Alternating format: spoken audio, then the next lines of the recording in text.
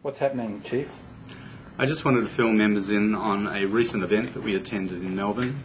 A number of directors of the IIA and members and myself, afforded by Senator Conroy, an event he in fact chaired, the Digital Economy Forum, where the government is seeking input from industry on a range of new policy priorities to be pursued after the national broadband network issue is resolved and underway.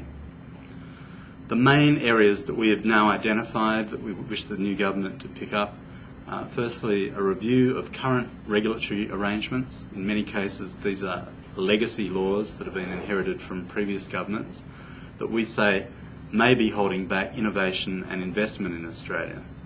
In particular, we want a review of the Copyright Act. We believe that there is some unfinished business left over from the Free Trade Agreement, and in particular, we'd like to see safe harbours extend beyond ISPs to also pick up content hosts, search, corporate networks and universities in particular. In addition to this, we are pushing for another look at the whole usage regime within the Copyright Act, in particular the ability within Australia to innovate using existing content.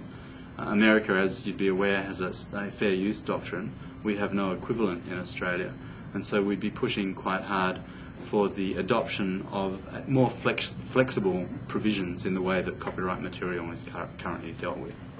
Thirdly, we are very keen on the idea of the creation of a new digital economy ombudsman to help mediate disputes and actually act as a port of last recourse or resort for consumers who have got issues with dealing online.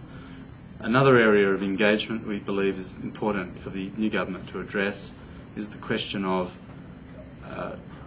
emergency arrangements in the event of a national outage of the internet. Finally, there was a fair bit of consideration given to a range of other issues dealing with trust and safety, and one area that we have asked to be put on the agenda is the mandatory inclusion of trust and cyber safety courses into the national schools curriculum, starting from the age of 8 years. It may be that over time we'll have to revise that age down as more and more children get onto the internet from an earlier age.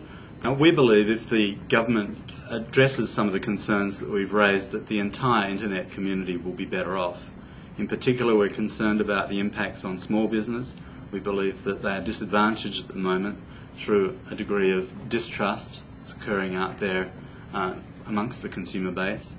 And we're very keen to ensure that small business has a chance to compete in Australia on an equal footing, if not a preferred footing, to their competitors in other jurisdictions. We're also very keen to impress upon the government that we're not interested in talking, we want to see some action here. And the government has responded by promising to release a future directions paper late this year or early next year, which will be very much oriented along the terms of action items, rather than just statements of principle or of sentiment.